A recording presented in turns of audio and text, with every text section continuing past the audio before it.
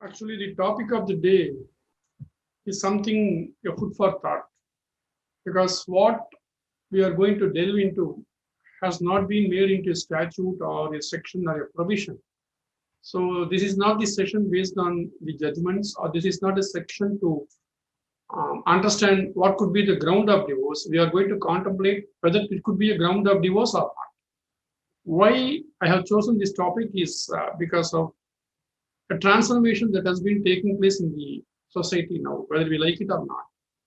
See, when we take off the Special Marriage Act 1954 or Hindu Marriage Act 1955 or Divorce Act of 1869 or Parsi Marriage and Divorce Act of 1936, we understood that in the year 1976 there was a major amendment by a single law called the Matrimonial Laws Amendment Act. The Parliament thought fit of introducing lots of reforms in the matrimonial laws.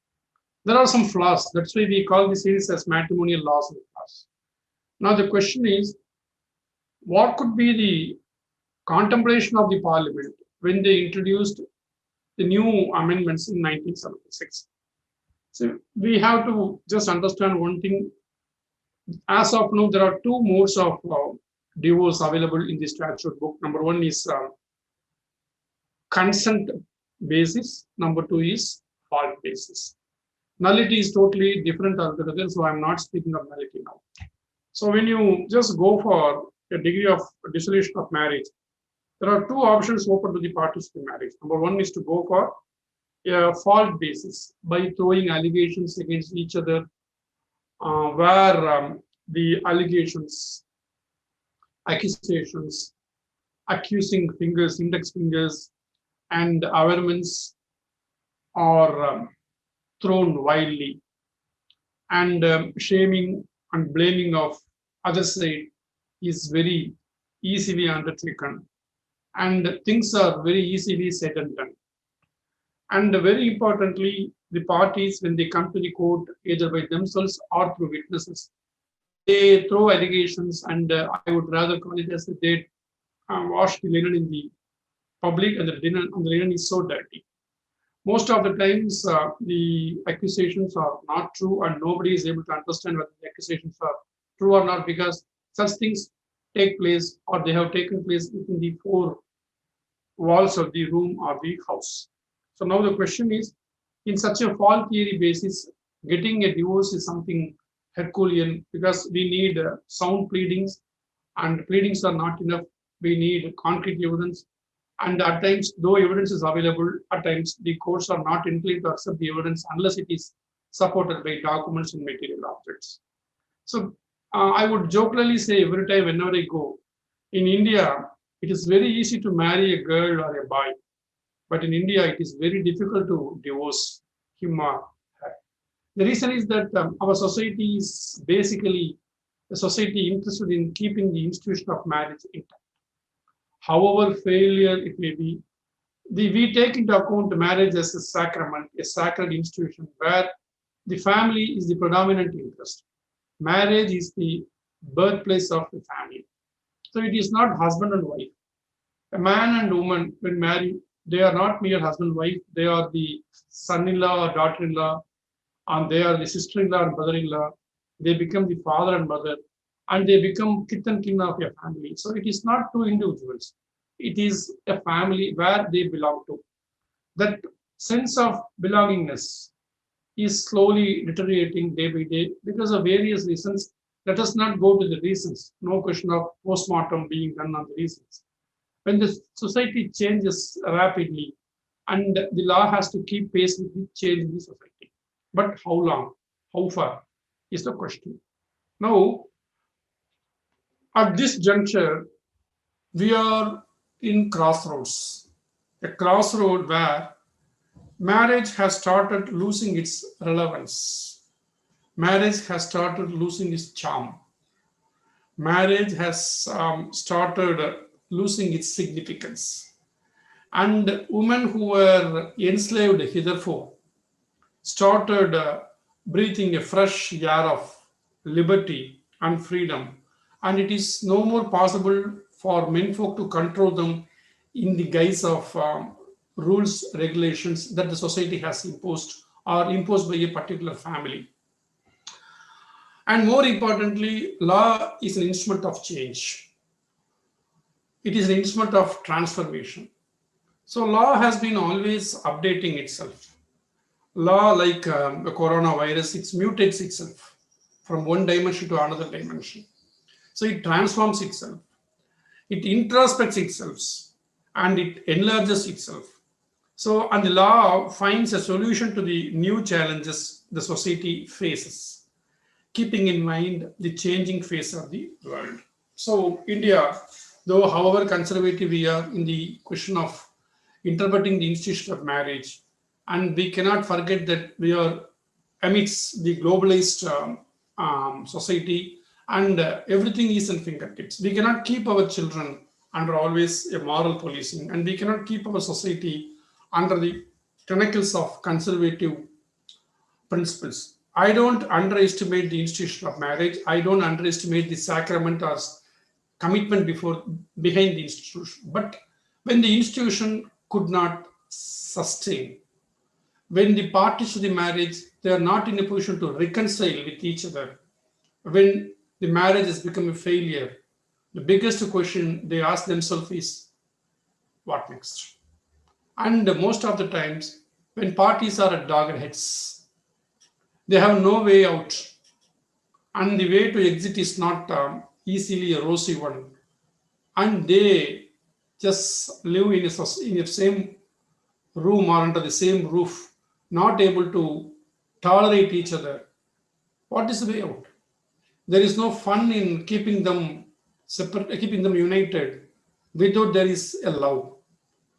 When the love lost is writ large on the face of the institution of marriage, can we just relegate them to the typical fault basis and ask them to run between the pillar and post? Okay, now the question is, are there not any available alternatives when there is a consensus among the parties? Yes, there is a ground under section 13b, no doubt. But we need something more between 13 and 13b. If I take the Hindu Marriage Act or any other matrimonial law, we need something between a fault theory consent, fault theory divorce and consent theory divorce. For example, a woman or man can go to the court and present a petition for consent. As I said already, they should file the petition together. It should be a joint petition. The law gives them at least 6 months to 18 months of cooling off period. It can be dispensed with, that's different altogether. It's a matter of a judicial discretion. Now the issue arises when one party or another, when they file a petition together for mutual consent divorce and suddenly there is a change of mind or the revengeful mind takes its own shape and one person withdraws the consent. It is possible. The judgments of the Supreme Court of late have been in the nature of stating that the consent should be of the free consent and free will. So you cannot compel a party to give a consent. So the consent is always a matter of a subjective satisfaction of the parties and an objective satisfaction of the court. So if the court is of the view that the consent is not obtained out of free will, the court is not bound to grant the duty of divorce. So fault theory is something very cumbersome, time-taking. By the time when the fault basis petitions go to the High Court, the marriage is 15 years old and the child is 14 years old. And when the matter goes to Supreme Court, almost the marriage is 21 years old and the boy has become an adult and a married man. The child becomes highly independent and aged. When a man gets divorced at the age of 45 or 50, when he turns back, there is no life to live. Or when the woman turns back at the age of 45 or 48 or 50 in the entrance of the corridors of the Supreme Court after getting a divorce under mutual consent or under Article 142, nothing remains to be lived. So when everything seems lost, friends, please mind that the future should remain to be lived. So the hope for a life should be there for the couple so that they find a meaning and purpose to their human life. This is where I stand perplexed. I stand not able to reconcile with the delay in which the Parliament has been postponing the amendment of the Hindu Marriage Act and Special Marriage Act and the Indian Divorce Act. very importantly.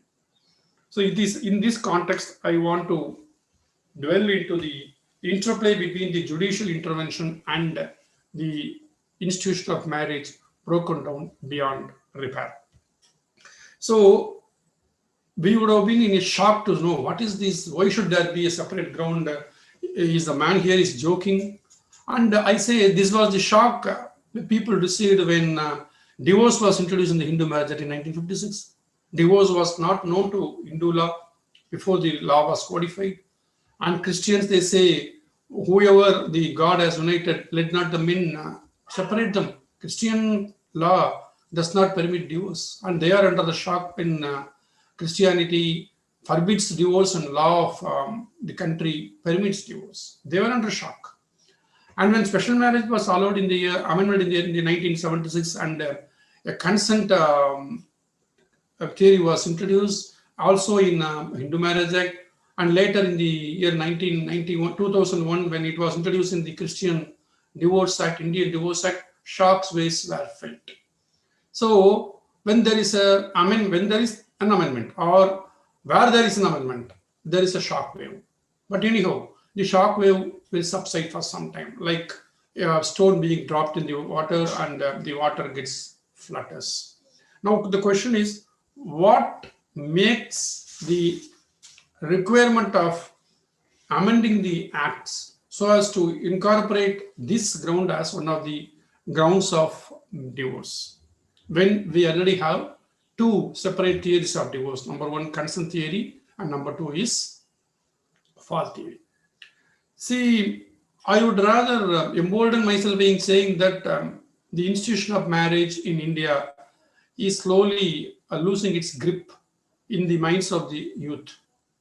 They are married for the sake of a lot of social restrictions, or to avoid stigmatization, or to under the parental compulsion, because the present day youth are in transformation.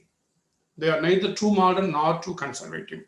They are not so liberated, they are not conformist. So when the institution of marriage is almost on the verge of collapse, and the mid-age crisis is writ large on the face of a lot of couple at the age of 45 plus and 50 plus, and it is looming large in the minds of a lot of people, what to do? This kind of people, they become a patient of depression. And the worst victim of failed marriages are the kids and children born out of such failed marriages. When the husband and wife are not living closely together, when they are knit together, okay, when they are not knit together, the first casualty is the welfare of the child who is born out of such what is called broken minds. So this is this context we have to see the situation. So unmindful of the proof or otherwise of the pleadings and the defense available, the Supreme Court thought fit of dissolving marriage, though the ground of failed marriage is not a ground available under the statutes. But as of now, the Supreme Court has made it very, very clear that such a power is not available even to the high courts. And it is not available, needless to say, to the other courts, matrimonial courts like district courts or sub courts or municipal court in the case of Muslims. So the special power of the Supreme Court under Article 142 is invoked by the Supreme Court whenever they find that the parties before the Supreme Court have proved themselves to be unfit to live together as husband and wife any further. The Supreme Court finds them a failed couple and the marriage has become a failure beyond repair. What if such a ground is incorporated as one of the grounds in the matrimonial laws dealing with divorce? This is the question that is very much important. Now, I just want to kindle an interest or ignite a spark in the minds of the viewers. It is for them to take the perspective in which they want to. I am not here to give any solution. It is only an insight which I had within my mind. I want to share with you. Who knows? The Law Commission, which has already given 2 reports, may give one more report. Who knows? The Parliament may use its wisdom to introduce a new section, and who knows? The Supreme Court may give you a different interpretation sooner or later. Now, Two questions are very much relevant before we go to the question of making it as a procedure under the law. I would say that there are two stumbling blocks for the section being introduced as one of the grounds of divorce, which is neither consent based nor fault based. Number one is the presence of children, or the financial security or status of the children. That I find more important. Of late, we have seen that more women have started getting employed, and now the present day women are well educated, they are independent. We are happy that from women's liberation, we are marching ahead and towards of women empowerment. I strongly believe in women empowerment than women liberation. Who are meant to liberate the women? So women's empowerment is more important. So when women are empowered, when empowered women are very much present in the society, we need to change the law, especially when the law governing the divorce. So the first and foremost block would be, what is the fate of those women who are not self-reliant when the marriage is dissolved for mere asking without any riders on the ground of broken down marriage. Second is the insecurity or the a kind of restlessness or identity crisis the children are going to face when the spouse are separated on the ground of failed marriage, which is not which is not a time bound one. So these two are to be addressed before we think in terms of going for a ground of the irretrievable broken down marriage as one of the a different kind of theory of divorce. Now, I don't want to rely upon more judgments except saying only three judgments. In the year 2020, when the matter came to the Supreme Court made it very clear that except the Supreme Court, no other court in the country has got power to give divorce under the ground of failed or irretrievably broken down marriage. This is a case between R. Srinivas Kumar versus Shamida. R. Srinivas Kumar versus Shamida.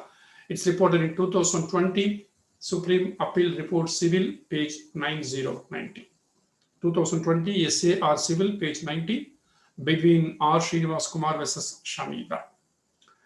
In the said case, Supreme Court made it very clear that unless Article 142 is invoked, there is no question of grant of divorce under the head. So it goes without saying the high courts are not empowered, I would say, to grant divorce on the ground of failed marriage. So even the plenary power of the High Court is insufficient to make the High Court empowered to grant such a divorce on such a ground. So there is judgment of a division bench of Madras High Court recently in the year 2021. It is between Paneerselvam versus Sivakami, reported in 2021, volume 1 CTC, page, if I remember right, it is page 19, division bench. 2021, volume 1 CTC, page 19, division bench, Paneerselvam versus Sivakami, where the High Court has made it very clear that they have no power to grant divorce under the head of failed marriage, which is beyond repair. So I just want you to go through two judgments of Supreme Court, one in the year 2006, another in the year 2007. These are all the landmark cases of the Supreme Court when the question of irretrievable broken marriage is taken into account. The first case is the Naveen Kohli versus Neelu Kohli. Naveen Kohli versus Neelu Kohli, reported in AAR 2006 Supreme Court, page 1675. AAR 2006 Supreme Court, page 1675. Naveen Kohli versus Neelu Kohli.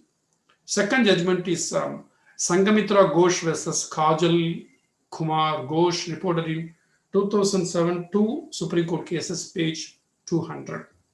Sangamitra Ghosh versus Kajal Kumar Ghosh in 2007, two SEC, page 200. In these cases, the Supreme Court has discussed at length the scope and ambit of the ground of failed marriage invoked to grant divorce when the Supreme Court finds that the parties here are no more fit to live as husband or wife and no useful purpose would serve if they are asked to live together any further.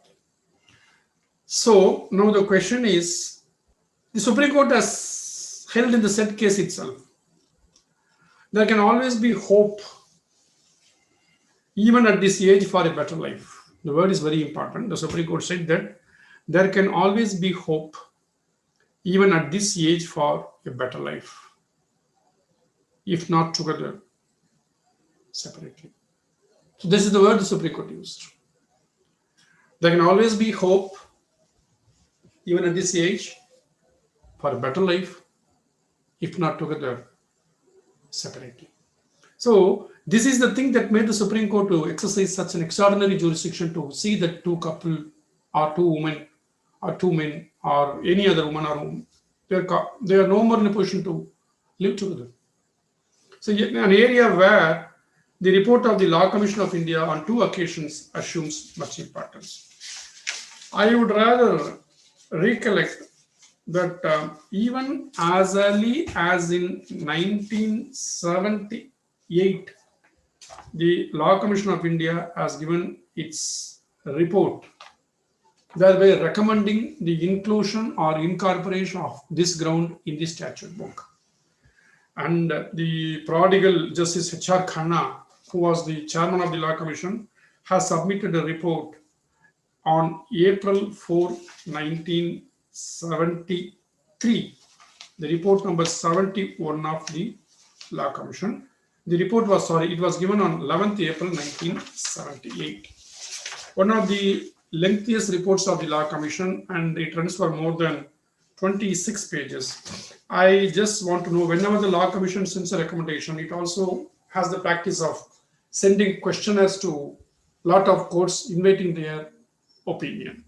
And this opinion in the form of questionnaire would be in the nature of inviting more introspection by the Law Commission. I just want to read the 5 questions the Law Commission has posed to all the courts, high courts across the country, and I'm not sure of the response. I'm told that the response was lukewarm. First question the Law Commission in the year 1978 posed to all the courts across the country is this: do you agree with the suggestion that the Hindu Marriage Act be amended with a view to making irretrievable breakdown of marriage as a good ground for grant of a decree of divorce? The first question. Do you agree with the suggestion that the Hindu Marriage Act be amended with a view to making irretrievable breakdown of marriage as a good ground of divorce? Number 1. The second question. If the reply to the question number 1 be in the affirmative, yes, what circumstances, in your opinion, should be considered to be sufficient to prove irretrievable breakdown of marriage? This is very important. This parameter is the area of introspection. Question number 2 is, if the answer is yes for the question number 1, the Law Commission asks, what circumstances, in your opinion, should be considered to be sufficient to prove irretrievable breakdown of marriage? Second question. Third, this is very, very important, longevity. How long should the parties have lived separately before the court can come to the conclusion that there has been an irretrievable breakdown of marriage? How long should the parties have lived separately? So how long they should have separated themselves before the institution of the original petition? Because we have seen under section 13b also, there was a period in which they should have resided separately. So third question was the longevity of their separation. And fourth is very important, where we are concerned. Should the presence of children operate as a bar to the giant of a decree of divorce? See how beautifully the words have been craftily used by the chairman of the Law Commission then. Should the presence of children operate as a bar to the giant of a decree of divorce on the ground of irretrievable breakdown of marriage? If so, should the bar be absolute or partial? Whether the presence of children be a bar, if so, whether it is partial, whether it is an absolute bar or a qualified bar, is the fourth question the Law Commission asked. And the final question is, are there any other attentive or special circumstances in which, in your opinion, a decree for divorce should not be granted, even if such irretrievable breakdown of marriage is established? If so, please specify the circumstances. This is very important. The Law Commission thought fit of saying that at times the court may feel that the marriage is broken down, but yet the court should be in a position not to give such a divorce on the ground of failed marriage. But 1978, 1988, 2008, 2018, decades after decades have passed and nothing happened. So once again, one more occasion came to the Law Commission. Here, one of the greatest chairman of Law Commissions, this is Dr. A.R. Lakshman. He gave a report, again, 217th report of the Law Commission, 217, that is given by this A.R. Lakshmanan. It is a comprehensive report running for only 11 pages. And the recommendation of the Law Commission in 217th report is simple. Recommendation, the last or penultimate paragraph. It is therefore suggested that immediate action should be taken to introduce an amendment in the Hindu Marriage Act 1955 and the Special Marriage Act 1954 for inclusion of irretrievable broken down marriage as another ground for grant of divorce. The Commission further added, the amendment may also provide that the court, before granting a decree for divorce on the ground that the marriage has been broken down irretrievably, also should examine whether adequate financial arrangements have been made for the parties and children. This is the report of the Law Commission, 217th report. But once again, though the report was given in the year 2006, it has not seen the light of the day. I come to the judicial, I think, legislative intervention a little bit later. So it is in this backdrop, we have to proceed further as to what is the latest state of affairs when we go to the question of incorporation of this ground as the statute book. So I would like to dwell more on the comparative laws in the foreign countries before coming to Indian scenario. Though the 71st report of the Law Commission recommended, the government of India was prepared to incorporate the provision into the statute book, but something happened and it has not materialized. So let us just go for a minute. What could be the proposed definition of the ground of irretrievable broken down marriage? If I read the definition given by the Law Commission in its 71st report, I think we may be in a position to understand how difficult it is to incorporate in the statute book. Irretrievable broken down marriage is defined as follows. A situation or the situation that exists when either or both spouses are no longer able or willing. LMA RR. The situation that exists when either or both spouses are no longer able or willing to live with each other, thereby destroying their husband and wife relationship with no hope of resumption of spousal duties. This is what is defined to be a ground by the Law Commission. Just imagine the situation, how difficult it is to plead and prove. The situation that exists when either or both spouses are no longer able or willing to live with each other, thereby destroying their husband and wife relationship with no hope of resumption of spousal duties. So, in other words, it can be defined to be a failure in the matrimonial relationship or spousal relationship, or some kind of an animosity or an adverse circumstance in the relationship that nothing remains for the spouse to live together. This is the stage where we have to find that the marriage has become a failure. So before going to the 71st report and the subsequently 217th report, let us just glance through the international scenario.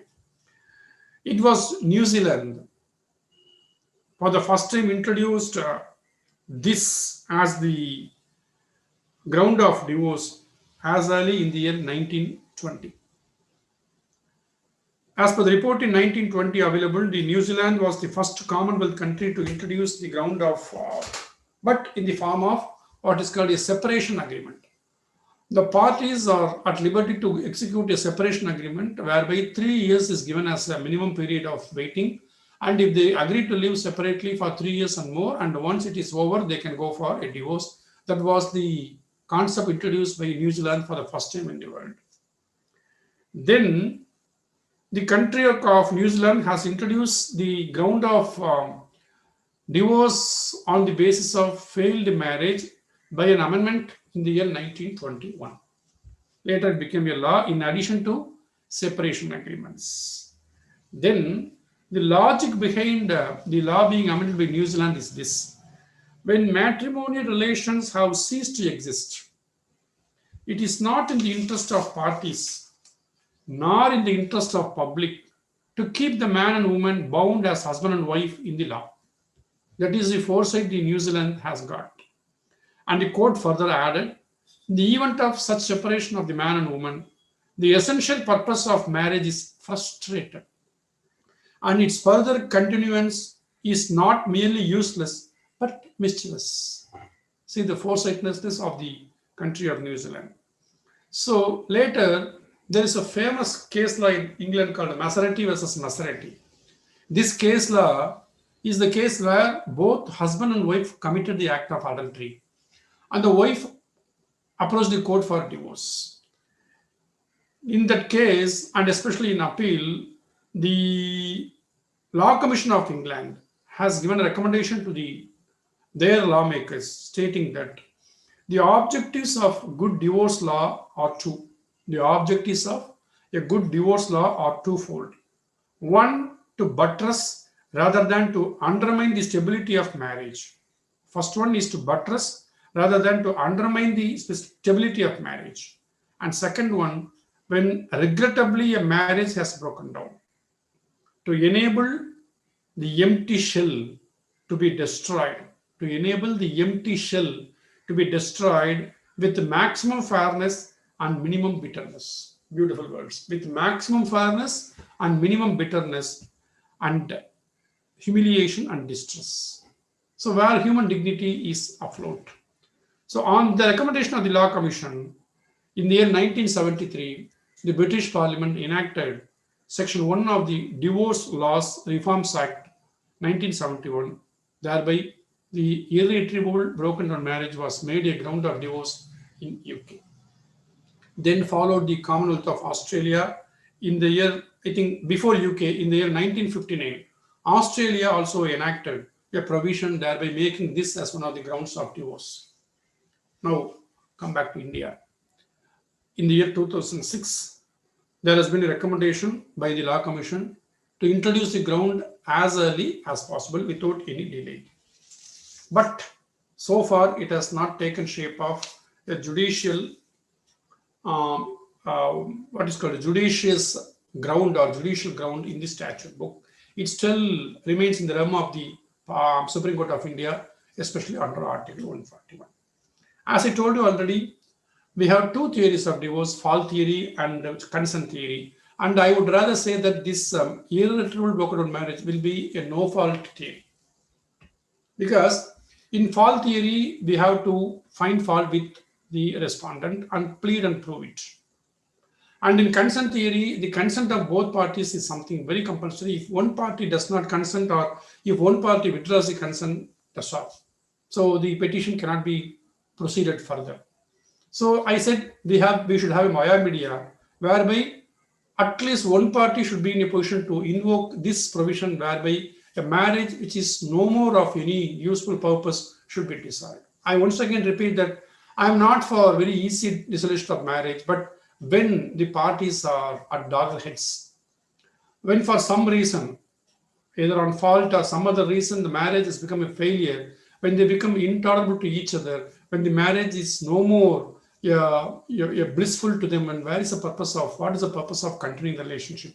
Where we like the question of the ground being introduced. So this could be a no-fault theory where there is no question of any one of the parties throwing allegation by proving the fault on the other side, and there is no question of expecting the consent of other party and the fear of or apprehension of the consent being withdrawn at any point of time before the proceedings culminate and end in a decree of divorce. So here, I emphasize on this ground as a ground of divorce. Now let me move to the final part of the session. Okay, agree. For example, assuming but not accepting, we come to the a consensus where we principally agree for a ground of divorce on the basis of irretrievable broken down marriage is introduced. What could be the parameters? What could be the definition of such a failed marriage? Whether a marriage can be found to be broken down the very next month or next year of marriage, or what about the a minimum period of waiting period or a minimum cooling period, whether there should be given any chance to reconcile themselves. These are all million dollar questions which might become a problem if the law is enacted. So I said two case laws to you, one Sangamitra Ghosh and another is by Naveen Kohli. Let us just peruse what the government of India has done. It is not that the parliament has not even thought of it once. It thought once. On February 19, 2015, and little bit later, July 12th, 2015, the government then in force thought fit of withdrawing the bill introduced by the previous regime, that is the Marriage Law Amendment Bill 2013. Marriage Law Amendment Bill 2013 had two important path-breaking proposals. One, in the event of divorce, the husband should sell half of his property and income to the wife, as in the case of US. Number two, introduction of Section 13C as one of the grounds of marriage. That Section 13C was to deal with ground of divorce on the basis of irretrievably broken down marriages.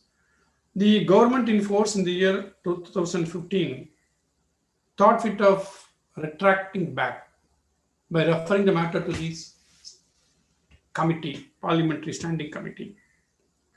And in the year 2013, I remember the previous regime has passed the bill in Rajya Sabha, but before they passed the bill in Lok Sabha or before they could muster strength, I think the Lok Sabha dissolved and there was a change of government and the new government thought fit of retracting back. The bill has never seen the tunnel of, I think, the end of the tunnel, and it lapsed, and since it was not passed by the lower house, the bill lapsed and it never came into one. So now, I could remember the law minister, then the law minister Sadananda Gowda, if I am right, he made an announcement in the parliament that the government is still considering the pros and cons of the provision being introduced for the purpose of making this as one of the grounds of divorce. Because large number of representation was received against the provision from the country to the parliament, and so thereafter the provision has not taken shape further. I am not sure of any bill pending as of now. Now the question is the apprehension in the mind of lot of social scientists that are there is a check and balance in the case of mutual consent. It is not for mere asking. We have got some riders.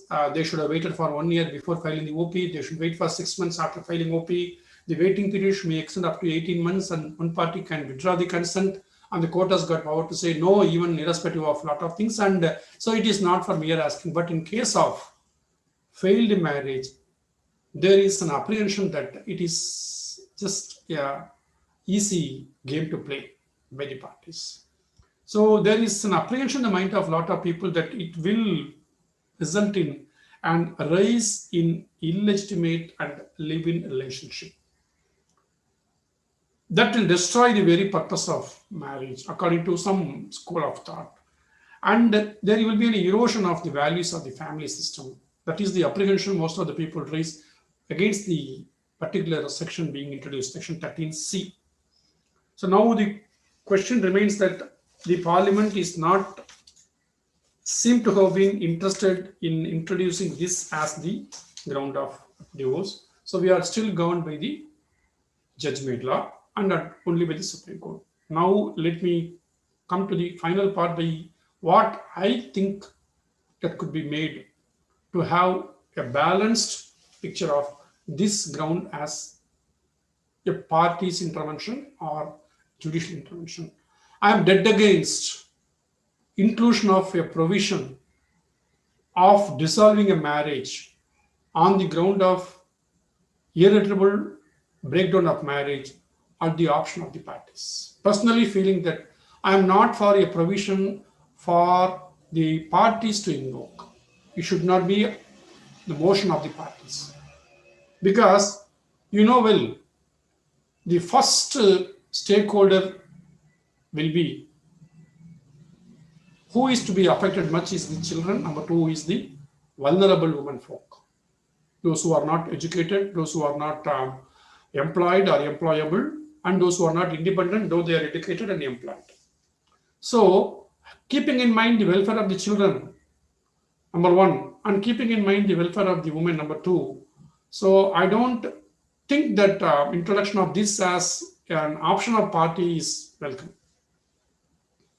So, if it is made as an option of parties, as a ground of the option of parties as a human intervention, party intervention, and we have to go for the requirement before the filing of OP, a requirement after the filing of OP, and the cooling off period, waiting period, consent, waiver, and so on and so forth, and it becomes another long-term battle where I'm very much afraid that this ground of granting divorce on the ground of failure of marriage once again will become a false basis.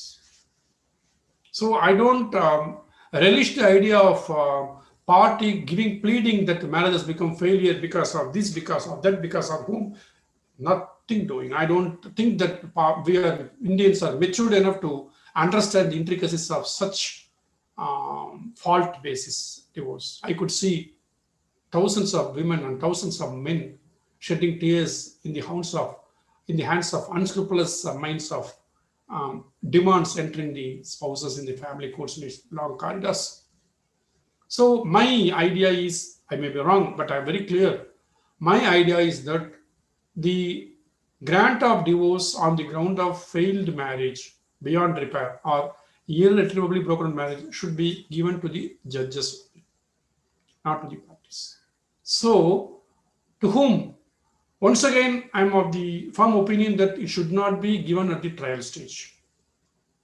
The option of granting the divorce on the ground of irretrievably broken down marriage should be given to the appellate court, at least, though not the district court, to the high court.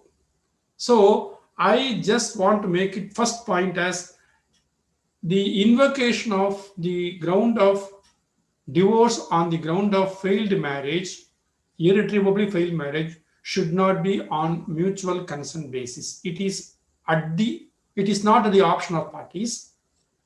It does not require the consent of another person. It is to be exercised by the judges, either at least from the high court level.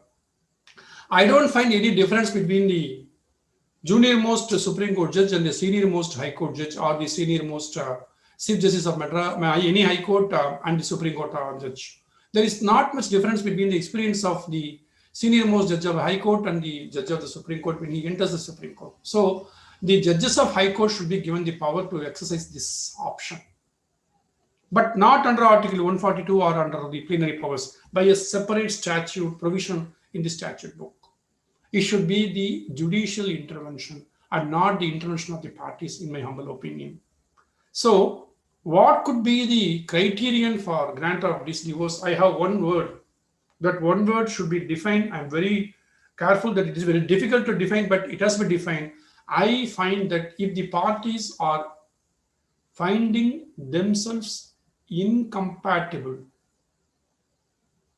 the word is very much important. This could have been one of the grounds for divorce, but unfortunately, our lawmakers do not recognize this as a ground because it is something very abstract. But this is what is ailing the society. So when the court in appeal finds that the parties are incompatible to each other, that word will comprehend almost every failure of marriage, every incident of failed marriage, every ingredient of a marriage which is broken down beyond repair, incompatibility. And it should not be at the what is called cost of the children's welfare, and there should be enough provision for the children and the women. I think the wife, if she's not self-reliant, and it should be outside the ambit of Article 142, and it should be outside the ambit of the plenary powers of High Court. It should be a specific statutory provision to enable the Court of Appeal to exercise the jurisdiction. And of course, in such case, there is an element of judicial discretion for the Court of Appeal to exercise the option, and it may be even pleaded in the petition. For example, in a specific performance suit, we say that there may be a degree of performance, and in the alternative, if the court is not inclined to exercise the discretion or giving the relief of equity, we may be given the refund of advance amount. So this may be asked as an alternative relief in the original petition. For some reason, if the court is not in a position to convince itself, it may be exercise the jurisdiction under section so and so to see that the marriage may be dissolved.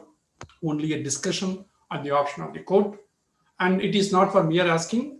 And the Court of Appeal is not supposed to go deep into the merits or evidence or pleading. Just feel that when the Court of Appeal finds that no, here is the person, here is the woman and man, they could not live together any further because of the family has become a failed one. If the court is of the view that they should give sound reasoning to buttress, to invoke the jurisdiction. So the burden of what is called the exercise of the power should be given to the court with a sound reasoning, not for mere asking. The court may go for any other procedure like an ADR, a mediation, conciliation, something, but it should be done as in case of Section 302 in rare cases. Why I just insist on High Court? Because not all can go to Supreme Court. Not all can afford to go to Supreme Court. Supreme Court is not for a common man who cannot spend lakhs of rupees to engage an AS lawyer. So even in the Supreme Court, not in all cases Article 142 is invoked and we get divorced under the head of this broken down marriage. Only in few cases we are able to get such an order. So you cannot expect an ordinary man with insufficient kitty in his bag to go to Supreme Court. Now the doors and ask for Article 142. No, that is not possible. That is not feasible. Why should the middle class man or poor man be driven to the Supreme Court to get the relief granted? But again, it should be accessed by the High Court very, very judiciously. So it is not at the option of the parties. It should be judicial discretion based on appreciation of evidence to some extent and its own personal subjective satisfaction. The Court of Appeal in the High Court level and the Supreme Court may exercise their power by saying that the marriage has become failure. The parties are not in a position to reconcile. If they continue together, there will be no love lost. There will be bitterness. There will be humiliation. There will be only casualty of peace. So please separate yourselves by making provisions for the women and children if the woman is not able to maintain themselves. This is what I personally feel. I may be wrong, and this may be taken as a debate, and I think it may go further.